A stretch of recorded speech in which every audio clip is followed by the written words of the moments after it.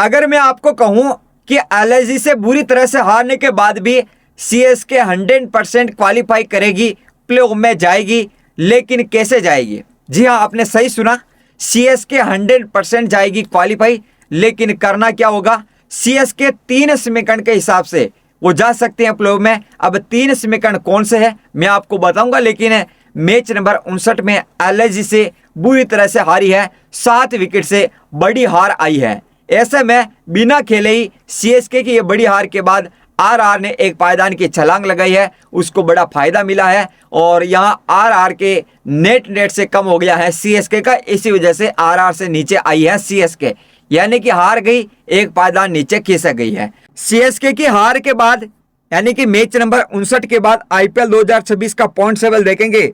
Number 1 पर table topper RCB है, number 2 पर जीटी, नंबर 3 पर एसआरएच, नंबर 4 पर पीबीकेएस, यानी कि टॉप 4 में ये टीमें हैं।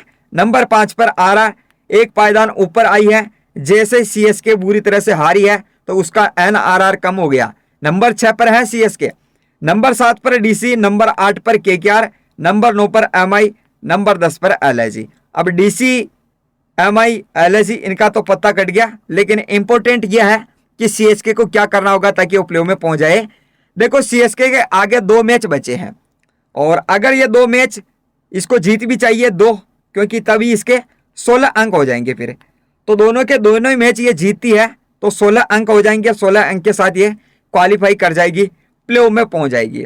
अगर ये एक मैच जीती है तो इसके 14 अंक ही होंगे और हो सकता है 14 अंक के साथ क्वालिफाई कर भी पाए, नहीं भी कर पाए, कह नहीं सकते हैं। और फिर अगर 2 ही जीत गई तो 16 अंक हो जाएंगे, टॉप 4 में रहेगी। 2 मैच बचे सीएसके के, वो एक एसआरएच के खिलाफ और एक जीटी के खिलाफ। अब देखना ये होगा कौन सी वो 3 समीकरण है, कैसे पहुंच सकती है ये। पहली चीज ये है, पहला समीकरण कि सीएसके दोनों मैच जीत जाती है तो ये क्वालिफाई कर जाएगी। ये बाकी का जो नीचे का समीकरण है वो फिर किसी काम का नहीं है। लेकिन हाँ, हम कहे कि नंबर 2 पर जो समीकरण बनता है, सीएसके एक मैच जीत गई, यानी कि एक हार गई, एक जीत गई, तो फिर इसके रहेंगे 14 अंक और 14 अंक के साथ ये कैसे क्वालिफाई करेगी? उसमें पहला समीकरण ये बनेगा, समीकरण में भी समीकरण है।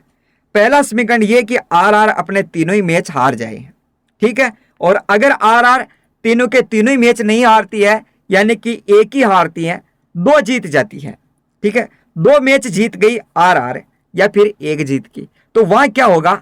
नेट रेट ऐसा होना चाहिए कि आरआर का सीएसके से कम रहे, ठीक है। दूसरा समीकरण ये कि एसआरएच दोनों मैच हार जाए और नेट, क्योंकि एसआरएच के अभी 14 अंक है तो वहां एसआरएच का भी नेट देखना होगा, ठीक है। ये नहीं कि एसआरएच के 14 अंक, सीएसके के 14 अंक, अगर नेट एसआरएच का अच्छा है तो वो जाएगी क्वालिफाई, वो करेगी। तो यहाँ एसआरएच एक तो दोनों मैच हार जाए, एक मैच भी अगर एसआरएच जीत गई तो फिर एसआरएच, जीटी और आरसीबी 3 टीमें क्वालिफाई कर जाएगी, ठीक है। फिर नंबर तीसरा जो समीकरण है कि केकेआर कोई एक मैच हार जाए, क्योंकि केकेआर भी प्लेऑफ की रेस में अभी तक बनी हुई है और हम कह रहे हैं ना कि 14 अंक होंगे सीएसके के, तो केकेआर सभी जीत गई तो 15 अंक हो जाएंगे, तो सीएसके का यहाँ पत्ता कट जाएगा। तो ये मैंने बताया आपको, सीएसके दोनों मैच जीत जाए, सीएसके एक मैच जीत जाए। अगर दोनों जीत गई तो सीधे क्वालिफाई, एक जीती एक हारी तो ये फिर और 3 समीकरण बनेंगे, समीकरण में समीकरण।